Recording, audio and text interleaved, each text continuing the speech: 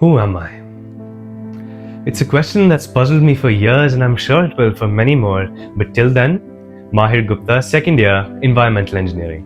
And this semester, I'm taking CEE 2090 so I can learn to design systems that create lasting value for generations to come. But how did I get here?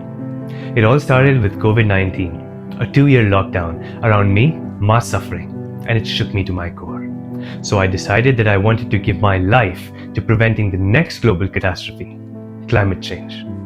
But COVID, apart from a severe fever, also gave me this one bittersweet thing: time. A deep dive into theoretical physics and spirituality. And then, an existential crisis. The search for meaning, a dark night of the soul, and finally, an awakening. That we create our own meaning. And I chose my meaning to be this: life's rare, a statistical miracle, and it's beautiful. So while enjoying it, I'll create sustainable systems to protect it so that future generations can live this wonder and hopefully one day truly make sense of it all. Now that sounds great, but it's not an easy task. Rather, it's a war. Not just against changing climate patterns, but against our own greed, ignorance, and apathy. That's what Dr. Clough emphasizes in his lectures too, that just because a climate crisis is distant, we can't just ignore it. That it's an engineer's ethical duty to protect the people of the present and the future. Second, we need to start taking climate change seriously someday. I mean, how much longer should we wait for more, better evidence while we're swimming in New York?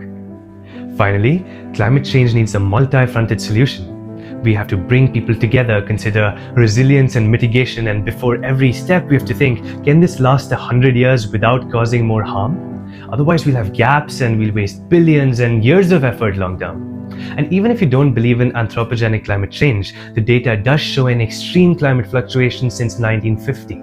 So anyhow, whether it's geoengineering or climate engineering, we need to stay within the Holocene.